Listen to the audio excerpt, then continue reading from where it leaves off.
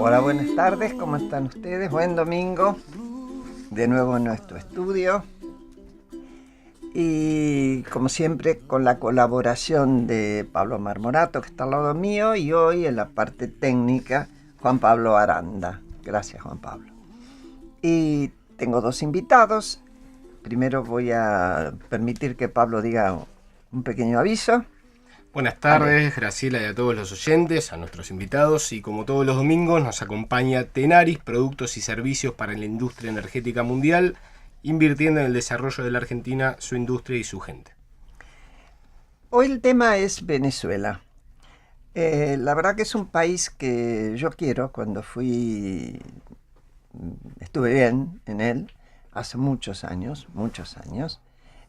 No había ido con ojo de análisis político, y con el tiempo ha sufrido muchas mutaciones y en la política, ¿no? Y en todo caso, uno notable en el pasado más reciente, la revolución chavista, que tenía sus buenos motivos de origen político también. Fue derivando y lamentablemente Hugo Chávez falleció demasiado pronto, me parece a mí, para todo el proceso, y lo que hoy estamos asistiendo es una degradación, y de eso vamos de lo institucional y de lo político, y con una consecuencia terrible para la gente que está viviendo ahí, para la mayoría, no para aquellos que especulan, que como siempre están y se salvan. Y vamos a hablar con dos personas jóvenes, muy jóvenes, que por lo menos para mí, que se han pronunciado en estos días sobre este tema. Uno de ellos es Pablo Gargarella, que es abogado constitucional. Roberto Gargarella. Perdón, Roberto. No. No te ofendas, no es mal nombre, Pablo. Roberto Gargarella, que es abogado constitucionalista y sociólogo por la Universidad de Buenos Aires. También es profesor en la Universidad de Itela, escribió numerosos libros y es miembro de un grupo de intelectuales que se denominan Plataforma 12. Pablo Stefanoni es historiador, es periodista, es columnista político internacional de En Esta Mañana, en Radio Ciudad, y jefe de redacción de la revista Nueva Sociedad. Colabora en el suplemento Ideas de la Nación y en Le Monde Diplomatique. Voy a empezar con vos, Roberto, porque junto con Maristela Svampa hicieron un artículo refiriéndose a este tema, y yo diría que lo primero que destacaron fueron dos palabras que para nosotros, para toda Latinoamérica, son, casi diría, novedosas en el tiempo, aprendidas a quererlas: democracia y derechos humanos. En realidad son tres palabras, ¿no? Dos conceptos. ¿Nos contás por qué con Maristela quisieron escribir o necesitaron escribir este artículo? Sí, gracias por la invitación. Antes, una mínima todo lo que quieras. Nota al pie, que es... Todo lo que quieras. No, sobre Chávez, sí, por supuesto que uno quiere la longevidad para todos y también para Chávez, pero yo creo que el problema que hoy vive Venezuela, tiene raíces muy profundas, pero no es ajeno el modo de construcción de poder de Chávez y sobre todo la concentración de poder que él favoreció y que fue apoyada por los propios estamentos, digamos, venezolanos, muy cooptados desde arriba. La propia líder, digamos, o presidenta de la Corte Suprema durante el chavismo, hablando de la necesidad de terminar con la separación de los poderes y ir hacia la unidad de poder subordinada al Ejecutivo. O sea, yo creo que eso hay que criticarlo siempre y que tiene un comienzo importante, o por lo menos un hito, ocurre ahí durante el chavismo. No, entonces... ¿Vos dirías un avance hacia el discurso unanimista? Sí, es la radicalización de un mal que es muy propio de América Latina y que tiene que ver con una concentración del poder al cual, digamos, tampoco ayudó a limitar la Constitución, sino que se puso al servicio de eso. Entonces, hay cuestiones personales que explican muchas cosas y hay cuestiones estructurales que tienen que ver con el diseño institucional y yo creo que las dos se conjugaron perversamente en esto de favorecer la concentración del poder. Dicho esta aclaración, después querría volver un poquito a Chávez, pero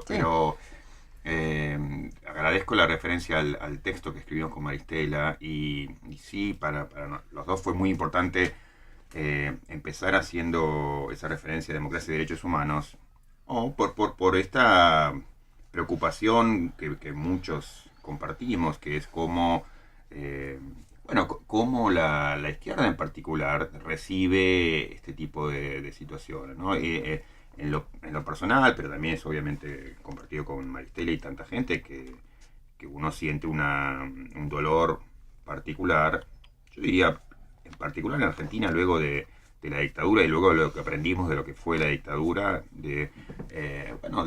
uno asumía, o yo querría asumir que hay una línea que se trazó y que no se vuelve para atrás en cierto tipo de compromisos básicos, que sabemos lo que es perder en un sentido, digamos así, no bobo, la democracia y los derechos humanos. Y entonces aceptar que se negocie, digamos, perdemos la Asamblea Legislativa, perdemos el control de la imparcialidad del comité electoral, no damos el referéndum revocatorio, no permitimos la elección de gobernadores. O sea, permitir eso sin crítica. Sin crítica es inaceptable. Y permitir, digamos, la represión de la protesta, la limitación a la protesta, la militarización de las calles, la muerte de opositores.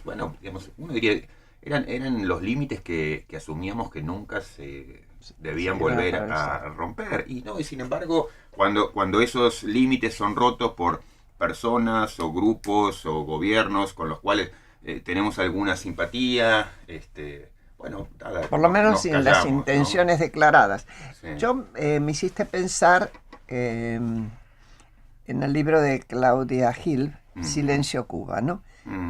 Ha ocurrido una cuestión similar con un progresismo que excede a los partidos de izquierda en nuestro país, de no poder criticar cuando el régimen cubano empezó a infringir, y bastante tempranamente, el tema de los derechos humanos, ¿no? Pablo, ¿por qué te ocupa este tema? Bueno, creo que tenía un doble interés. Por un lado, un interés periodístico sobre el tema, de analista, digamos, y por otro lado también un interés político, porque creo que, fue así, la experiencia venezolana es fundacional de lo que se llamó el giro a la izquierda latinoamericano. O sea, si uno tiene que poner fecha o poner un momento, el triunfo de Hugo Chávez fue el que abrió cronológicamente toda una sucesión de cambios políticos llamados antineoliberales, pues, siempre costó encontrar una palabra que unificara tantas experiencias tan distintas, ¿no? Entonces se habló de post-neoliberalismo, que era una suma de prefijos, pero que lo que mostraba finalmente era que lo que había más claro en esta experiencia era oponerse al neoliberalismo previo, pero no tanto quizás sobre qué construir después, y se ve eso, ¿no? Pero me parece que además no se desagregaba, ¿no? Sobre ese neoliberalismo no hay una desagregación en cuanto a las cuestiones institucionales, económicas, etcétera. Pero quizás se abusó un poco del término y eso explicaba todo lo que pasó en los 90 o en los 80 y no se terminó de avanzar en un análisis más preciso. Pero entonces me parece que la experiencia venezolana está teniendo muchas consecuencias sobre la región. Y plantea las tensiones que decía Roberto recién y que se señalaban acá, de tensiones que son tensiones muy antiguas en la izquierda, yo creo, entre el cambio social o la revolución y la democracia. Creo que eso es bastante fundacional a la izquierda. La idea de que la democracia es burguesa o liberal sigue estando en el discurso, y la idea de que las instituciones son un freno para hacer cambios que hay que hacer. Entonces me parece que eso está muy instalado en la izquierda, pero finalmente la experiencia venezolana se inscribe en otra tradición también, quizás más fuerte aún que la de la izquierda, que es en la tradición nacional popular o populista latinoamericana. Chávez yo creo que es más un líder en esa clave que un líder de izquierda, aunque en todo caso sería un populismo de izquierda. Ujú. Sí creo que esa es una diferencia de Chávez a diferencia de Perón, otros que no hace un giro. Pero me parece que los movimientos populistas siempre generan una tensión interesante, que siempre tensaron las instituciones, pero nunca las quebraron tampoco. O sea, siempre se legitimaron ganando elecciones. Podían forzarlas, usar mucho al Estado para ganarlas, pero las ganaban. Creo que lo que plantea ahora es una cuestión distinta con Maduro, que es que por primera vez Maduro es un líder populista que no puede ganar las elecciones, y eso plantea una diferencia con Chávez o con Y que se resiste. Evo. Claro, que todos se podían legitimar plebiscitariamente. Evo, Cristina, Chávez, Correa. Me parece que lo que desestabiliza todo acá es que Maduro perdería las elecciones. Entonces, un populismo que pierde elecciones es otra Puede cosa. serlo. Y eso lo obliga a tensar mucho más las elecciones, porque esto lo podría resolver Maduro convocando un referéndum revocatorio él mismo, como lo hizo Evo y lo hicieron en Venezuela. Y se acaba la historia. Si Maduro gana el revocatorio, sigue. Sí. Y se acaba. Pero él no lo puede hacer. Entonces me parece que eso plantea algo nuevo, que es un avance mucho mayor que el clásico avance de los movimientos nacional populares sobre las instituciones. Si yo voy a contar una anécdota y después voy a pedir que expliquen lo que es el revocatorio. No todo el mundo está... Cuando estábamos ya después de Malvinas y cuando nos preparábamos a salir a la democracia, los organismos de derechos humanos tomábamos decisiones en común. Si bien no había una comunidad de posiciones ideológicas, ya que a la mayoría, sobre todo en el caso de los organismos testimoniales, nos había llevado una desgracia y no una ideología, había quienes tenían una militancia en la izquierda, padres que estaban ahí que tenían una militancia en la izquierda. Y me acuerdo de una discusión donde se quería poner la palabra democracia y enseguida empezaron, bueno, democracia en realidad constitucional, empezaron a adjetivarla. Y Emilio Mignone la cortó por lo sano. Señores, es democracia. Y se acabó. No se adjetiva. La democracia es la democracia, con sus más y sus menos, pero es la democracia. Porque en cuanto empezamos a adjetivar, empezamos a tomar el costadito por el cual después terminamos contestándola, poniéndonos de frente, me parece a mí. Permitime, Sí. Graciela, Pero quedó pendiente el revocatorio. Pero dale. Sí, en realidad me parece interesante el marco, reconstruir, digamos, el marco histórico, sobre todo para los que no lo tienen del todo claro, de cuándo surge la revolución bolivariana y cómo fue mutando, por lo menos los principales lineamientos. ¿Cómo lo podrían reconstruir? Bueno, la revolución bolivariana en realidad surge. La llamada, es interesante también el término, tanto en Bolivia, Ecuador, Venezuela se usa el término revolución con adjetivos también, como decía Graciela, porque tampoco es la revolución en el sentido bolchevique. Claro, Claro, no vamos claro. Ahora que estamos a los 100 años. No nos vamos a equivocar, es de Bolívar. Claro, en el caso bolivariana de Venezuela, ciudadana en Ecuador, democrática y cultural en Bolivia. Y en realidad tiene varios momentos, como decís, porque en realidad Chávez gana en fines del 98 las elecciones, después de haber intentado un golpe fallido, en un momento de mucha crisis. En el año 89, 10 años antes, había habido el Caracazo, eso es importante también retener, con muchos muertos. De hecho hay mucha discusión sobre la cifra, pero eran centenares de muertos. Y él gana con un discurso más bien en lo económico de tercera vía, al estilo nuevo laborismo, y en lo político era una mezcla de nacionalismo con algo de la vieja izquierda.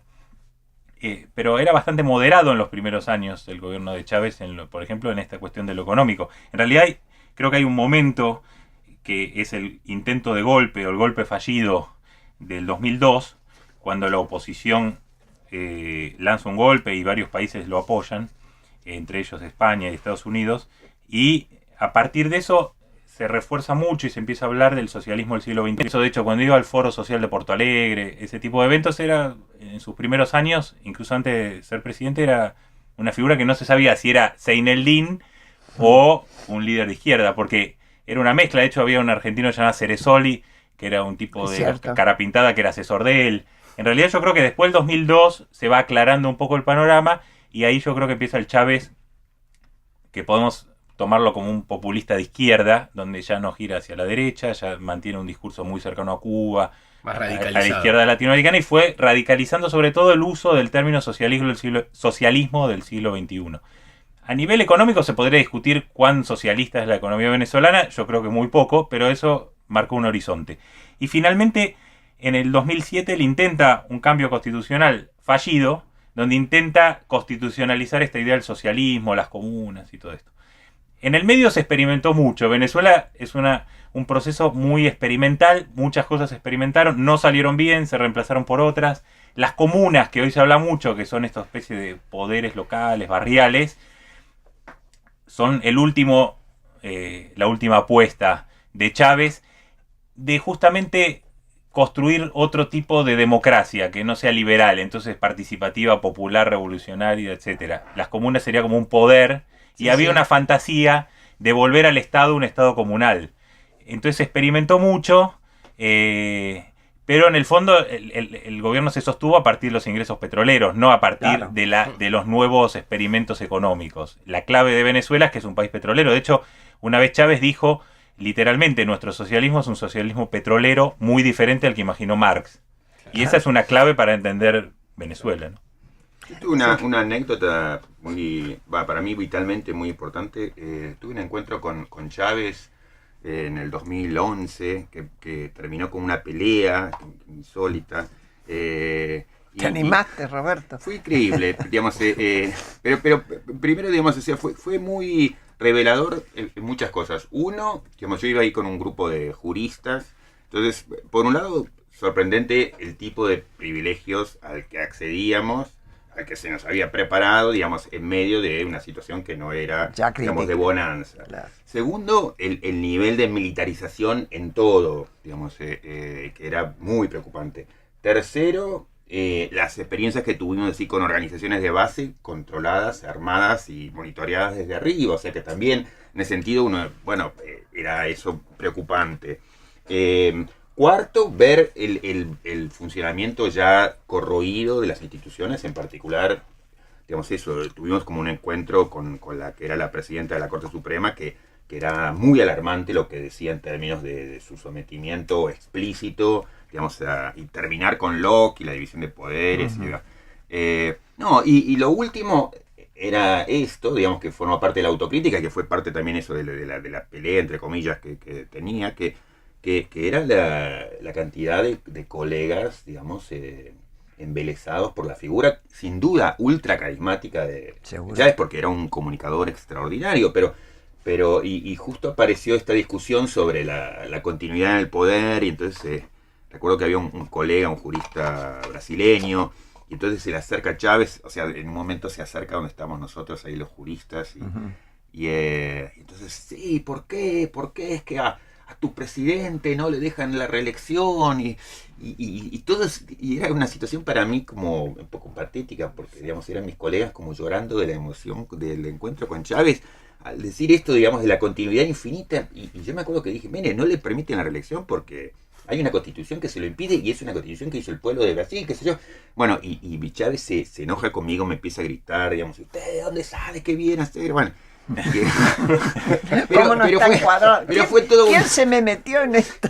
Sí, pero en todo caso, digamos, él era de un carisma extraordinario, pero fue muy revelador todo el episodio, digamos, esto de militarización, no controles, privilegios, digamos, comunas armadas, armadas quiero decir, controladas desde arriba, y sobre todo para mí lo triste de ver, digamos, eso como digamos así, entre comillas, la clase intelectual de izquierda latinoamericana, acostumbrada, digamos, a la idea de, bueno, pero ahí hay un punto que yo creo que merece ser discutido, que es el único modo de modificar las cosas en la región es con un poder muy fuerte, y aquí tenemos uno que está de nuestro lado, y esa es la apuesta, y para mí eso fue siempre como el punto crítico, digamos, y es que es una apuesta normalmente perdida de antemano, ¿no? El poder discrecional siempre es como una mala vía, y lo ha sido, digamos, habitualmente en América Latina, y es eso, como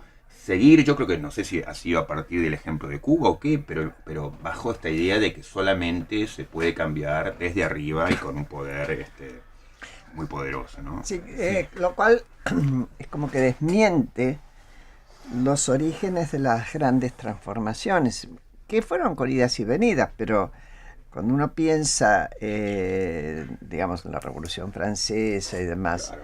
quien el poder lo tenía el rey. Bueno, ahora, en nuestra misma independencia, cuando se discute en 1816 qué tipo de gobierno, y había quienes proponían monarquía todavía. Es decir, la sensación de que eso era un paraguas que aunaba sí o sí. Yo Era creo muy que hay un de atreverse punto... a pensar, perdón, sí.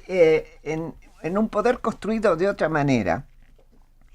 Tengo la impresión de que en América Latina los 60 y los 70 han dejado marcas muy fuertes, aún en aquellos que no vivieron la época, o tal vez porque no la vivieron. Sí. Tal No, vez. Hay este punto que yo entiendo y sobre el cual a mí me interesa reflexionar, que es, bueno, ¿cómo puede combatirse, por ejemplo, la realidad de un poder económico concentrado? ¿No? Entonces muchos dicen, y yo creo que es el mejor argumento que hay, es, bueno, solamente a través de un poder político concentrado. Mi impresión, y creo que la historia latinoamericana lo ratifica, aunque hay excepciones, es que normalmente cuando se encuentran el poder político concentrado y el poder económico concentrado, bueno, se dan la mano, no es que combaten entre sí, o sea, como que hacen negocios entre ellos. Entonces, pero en todo caso, bueno, me parece que es, para mí, desde mi punto de vista, que es muy institucionalista muchas veces, es el gran punto a pensar, ¿no? Mira, un ejemplo claro, y los otros días lo estábamos hablando a raíz de la palabra derrame, con respecto a la mirada de algunos de que concentrando riqueza en muy pocos arriba iba a derramar en los que en una distribución diferente, más justa. La primera vez que yo oí esa expresión y esa descripción fue en 1964, con el golpe en Brasil. Y si había un lugar donde había poder concentrado en las Fuerzas Armadas, que era un poder en sí mismo, y en el poder económico, era Brasil. Y jamás hubo derrame. Nunca. Porque terminaron poniéndose de acuerdo. La excusa era que iba a haber mejor distribución de la riqueza. Y no la había. En Brasil, hasta el día de hoy, siguen gobernando élites muy cerradas y muy exclusivas. Sí, creo que ese es un tema, el tema de cómo gobiernan las élites es un tema que explica mucho del surgimiento del chavismo, porque si bien la democracia venezolana era muy ejemplar porque no había golpes y era de hecho un lugar de destino de muchos exiliados en América Latina. Sí, con la exclusión de la izquierda, ¿no? Digamos, claro. Fue la barrera que le ha impuesto históricamente a la izquierda para que no participe en las elecciones. Claro, con el pacto del punto fijo del año 58 y con una exclusión que a veces se invisibilizan quiebres, por ejemplo el tema étnico, que muchas veces no solo es Bolivia o Ecuador donde hay indígenas y hay quiebre, en Venezuela también muchos sectores mestizos, mulatos fueron muy interpelados por el discurso de Chávez, porque se produjo un poco esto que de algún modo con los regímenes populistas se podría definir como una democratización paradójica, ¿no? Que por un lado se incluyen masas de la población, sectores excluidos, y por otro lado se tensa las instituciones, y eso da un resultado inestable siempre. Y me parece que Chávez interpeló mucho a esa Venezuela de los cerros, de los barrios, que es más morena que la otra, y si uno mira en el primer chavismo, la reacción de esas élites, clases medias, fue muy brutal también. El mono negro era lo mínimo que le decían a Chávez. Entonces, mucha de esta gente termina manteniendo incluso hoy el apoyo a Maduro solo para que no vengan esos. Enseguida seguimos, Pablo, exactamente donde vos dejaste. El mono negro voy a anotar. Preguntas y respuestas sobre la Argentina que viene en ¿Por qué? ¿Por qué? Con Graciela Fernández Mejide en la 1110.